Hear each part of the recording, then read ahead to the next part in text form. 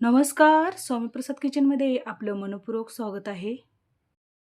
तर आज आपण मस्त कैरीचं पन्हं कसं बनवायचं ते आपल्या रेसिपीमध्ये बघणार आहोत.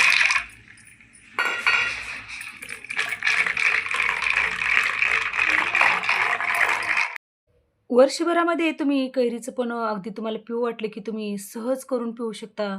तर आपण त्याच कैरीच्या पन्ह्याचं प्रीमिक्स कसं करायचं आणि त्यापासून मस्त हे कैरीचं पन्हं कसं बनवायचं ते आपण या रेसिपीमध्ये बघणार आहोत.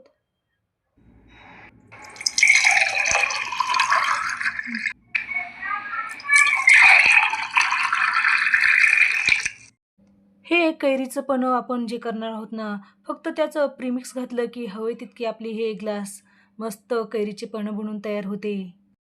कैरीचं पन्हं म्हणलं, की लहानांपासून मोठ्यांपर्यंत सगळ्यांना आवडणारं. जरी आपण वर्षभर जर हे स्टोअर करून ठेवलात कैरीच्या पन्ह्याचं प्रिमिक्स, तर एकदम वर्षभर आपण हे खूप आनंदाने आपण हे कैरीचं पन्हं पिऊ शकतो. तर अशाच नवीन-नवीन रेसिपीसाठी तुम्ही माझ्या चॅनलवरती जर नवीन असाल, तर स्वामी प्रसाद किचन या चॅनलला तुम्ही एक लाईक, शेअर आणि सबस्क्राईब करा आणि बाजूची बेल घंटा नक्की क्लिक करा. चला तर मग वेळ न घालता आपण रेसिपीला सुरुवात करूया. तर इथे कैरीचं पन्हं बनवण्यासाठी मी इथे एक 2 ते 3 कैऱ्या घेतलेल्या आहेत. तर सध्या उन्हाळ्याचे दिवस आहेत आणि बाजारमध्ये भरपूर प्रमाणात आणि वेगळ्या-वेगळ्या प्रकारच्या इथे कैऱ्या मिळतात. तर तुम्हाला जे कैरी वापरायचं असेल, तर तुम्ही इथे ते कैरी वापरू शकता. तर हे कैरी आपल्याला स्वच्छ पाण्याने धुवून घ्यायचं आहे. तर इथे मी एक 2 ते 3 कैऱ्या पाण्यामध्ये घालून घेतलेल्या आहे आणि आपल्याला यामध्ये थोडंसं मीठ घालून हे कैरी थोडंसं या पाण्यामध्ये एक 10 ते 15 मिनिटं भिजत घालून ठेवलं ना, हे कैरी पचायला हलकी-फुलकी होती म्हणून आपण मीठ पाण्यामध्ये घालून आपल्याला हे कैरी भिजू घालून ठेवायची आहे. नंतर ही कैरी आपल्याला हाताने अशा पद्धतीने चोळून-चोळून हे कैरी धुवून घ्यायचं आहे. म्हणजे या कैरीवरचं धूळ, चीक हे सगळं निघून जातं म्हणून अशा पद्धतीने आपल्याला हे कैरी छान स्वच्छ पाण्याने धुवून घ्यायचं आहेत. तर हे कैरी आपल्याला कुकरमध्ये घालून घ्यायचं आहे आणि कुकरमध्ये आपल्याला हे कैरी शिजेल इतपत आपल्याला पाणी घालून घ्यायचं आहे. तर या कैरीमधला एक 2 ते 3 शिट्ट्या देऊन आपल्याला या कैरीमधला कच्चेपणा काढून टाकायचा आहे आणि आपल्याला मस्त एक 2 ते 3 शिट्ट्यामध्ये आपल्याला हे कैरी छान शिजवून घ्यायचं आहे. याच्यामुळं काय होतं ना, कैरीमधला कच्चेपणा दूर गेल्यामुळं आणि त्यामधलं मॉइश्चर कमी होतं आणि आपलं कैरीचं पन्हं टिकण्यास मदत होतं. म्हणून आपल्याला इथे एक 2 ते 3 शिट्ट्या आपल्याला कुकरच्या देऊन घ्यायच्या आहेत आणि आपल्याला हे कैरी छान शिजवून घ्यायचं आहे. तर इथे कुकरला झाकण लावून आपण इथे एक 2 ते 3 शिट्ट्या करून घेतलेल्या आहेत. तर बघितलात तुम्ही आपली मस्त इथे कैरी छान शिजली गेलेली आहे किंवा छान वाफली गेलेली आहे. तर या कुकरमध्ये या कैरीची छान सालं बाजूला झालेली आहेत. म्हणजे आपली मस्त इथे कैरी छान शिजली गेलेली आहे. तर हे कैरी आपण एका पळीने आपण हे एका प्लेटमध्ये काढून घेऊया. जर तुम्हाला एखाद्या भांड्यामध्ये किंवा टोफेमध्ये जर हे कैरी शिजवून घ्यायचं असेल, तर तुम्ही हे एका टोफामध्ये घालून तुम्ही यावरती झाकण ठेवून ही कैरी शिजवून घेऊ शकता. तर इथे पूर्णपणे या कैरीचे सालं बाजूला झालेली आहेत. जर तुम्हाला हे एकदम सालीचं आणि या बियाचं जर गर लवकर निघावं वाटत असेल, तर इथे हे कैरी गरम-गरम असतानाच याच्या सालाची गर काढून घ्यायचं आहे आणि त्या बियाचा आपल्याला गर काढून घ्यायचा आहे. गरम असताना थोडासा हाताला चटका लागेल, पण एकदम पटकन हे या सालाचं आणि या कैरीच्या बियाचं एकदम गर पटकन निघला जातो. म्हणून अशा पद्धतीने गरम असतानाच आपल्याला याचं गर काढून घ्यायचं आहे. तर हे गर चमच्याने किंवा सुरीने अशा पद्धतीने आपल्याला गरम असतानाच काढून घ्यायचं आहे. जर थंड झाल्यानंतर जर तुम्ही काढला तर ते गर कैरीच्या सालीला आणि त्या बियाला हे गर चिटकून बसतं आणि एकदम पटकन निघत नाही म्हणून अशा पद्धतीने गरम-गरम असतानाच आपल्याला हे पूर्णपणे या कैरीच्या बियाचं आणि सालीचं आपल्याला हे गर काढून घ्यायचं आहे. तर बघितलं तुम्ही अशा पद्धतीने पूर्णपणे मी हे सगळ्याच कैरीचे छान गर काढून घेतलेलं आहे. तर या ठिकाणी कैरीच्या सालाची आणि आपल्याला कैरीच्या बियाची छान पूर्णपणे आपण इथे छान गर काढून घेतलेला आहे आणि हे कैरीचे साल आणि बिया आपल्याला बाजूला काढून टाकायचं आहे आणि मस्त आपल्याला यामध्ये छान या कैरीचा गर काढून घेतलेला आहे. तर हे कैरीचा गर आपल्याला वाटीने मोजून घ्यायचा आहे.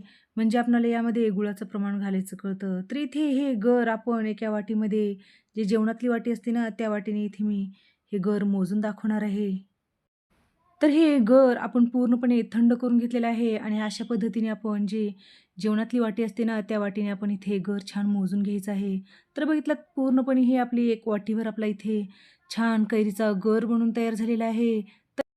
तर हे कैरीचा गर मोजून घेतल्यामुळे आपल्याला यामध्ये साखर किंवा गूळ आपल्याला घ्यायचं कळतं, म्हणून अशा पद्धतीने आपल्याला कैरीचा गर मोजून घ्यायचा आहे.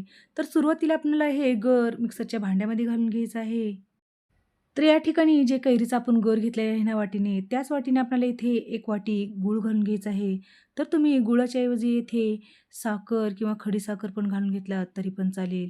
तर इथे मी 1 वाटी गरसाठी 1 वाटी खिसून घेतलेला गूळ घालून घेतलेला आहे.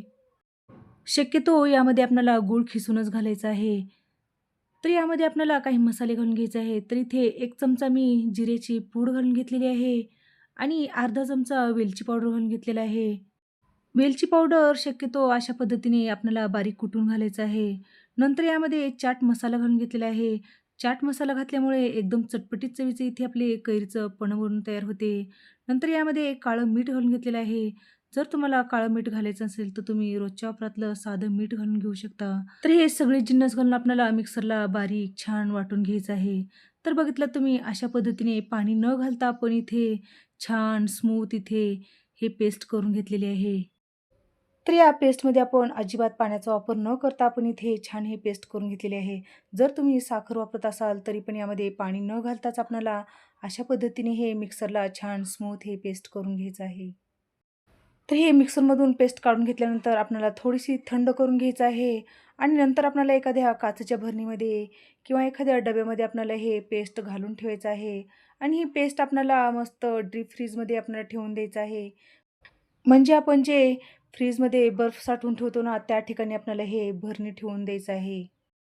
तर हे डीप फ्रीजमध्ये ठेवल्यामुळे एकदम वर्षभर खराब होत नाही आणि एकदम मस्त आपल्या इथे एकदम चटपटीत चवीचं आपल्या इथे कैरीचं पन्हं बनवण्यासाठी आपल्या इथे प्रीमिक्स बनवून तयार झालेलं आहे. इथे मी थोड्या प्रमाणात केलेलं आहे, तर तुम्हाला जास्तीचं प्रमाण जर करून ठेवायचं असेल, तर तुम्ही अशा पद्धतीने हे कैरीची पेस्ट करून ठेवू शकता. तर इथे आपलं मस्त उन्हाळा स्पेशल एकदम चटपटीत चवीचं कैरीचं पन्ह्याचं आपलं इथे प्रीमिक्स बनवून तयार झालेलं आहे. तर आपण लगेचच हे कैरीचं पन्हं कसं बनवायचं ते आपण बघूया. तर इथे मी एक 4 ग्लास कैरीचं पन्हं करणार आहे. तर त्यासाठी मी एका भांड्यामध्ये एक अर्धी वाटी किंवा एक 7 ते 8 चमचे इथे कैरीचं प्रीमिक्स घेतलेलं आहे आणि एका डिशमध्ये काढून घेतलेलं आहे. तर यामध्ये आपण मस्त थंड पाणी घालून घ्यायचं आहे. तर इथे मी फ्रीजमधलं थंड पाणी घालून घेणार आहे आणि मस्त आपणाला हे कैरीचं पन्हं तयार करून घ्यायचं आहे. तर तुम्ही थंड पाणी करून घालू शकता, नाहीतर यामध्ये बर्फाचे खडे घालून यामध्ये तुम्ही हे थंडगार पन्हं करून घेऊ शकता. तर या ठिकाणी मी पुदिन्याची पानं घालून घेतलेली आहेत आणि छान हे प्रीमिक्स आपण अशा पद्धतीने रवीने छान घुसळून घेतलेलं आहे. तर हे घुसळून घेतल्यानंतर मी इथे थोडे काहीसे बर्फाचे खडे घालून घेणार आहे.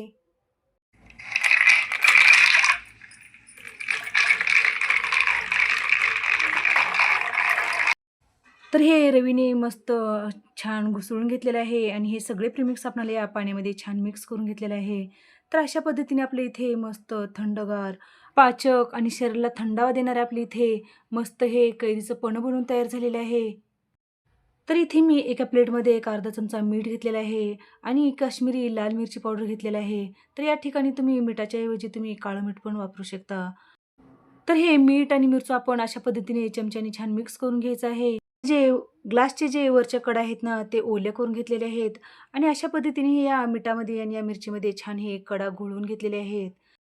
म्हणजे हे सरबत आपल्याला पिताना एकदम हलकंसं चटपटीत चवीचं आणि थोडंसं तिखट आणि थंड आपल्या इथे सरबत एकदम चवीला छान लागते आणि पिण्यासाठी खूप छान लागते.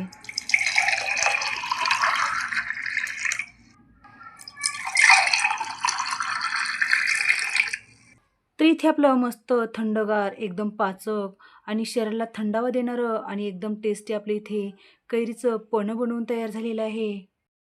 मस्त एकदम तोंडाची चव वाढवणारं आपल्या इथे मस्त एकदम चटपटीत चवीचं कैरीचं पन्हं बनवून तयार झालेले आहे. तर असा हा मस्त बेस तुम्ही नक्की करून बघा. तर आजची रेसिपी तुम्हाला कशी वाटली? नक्की एक कमेंट करा. तर अशाच नवीन-नवीन रेसिपीसाठी तुम्ही माझ्या चॅनलवरती जर नवीन असाल, तर स्वामी प्रसाद किचन या चॅनलला तुम्ही एक लाईक, शेअर आणि सबस्क्राईब करा आणि बाजूची बेल घंटा नक्की क्लिक करा.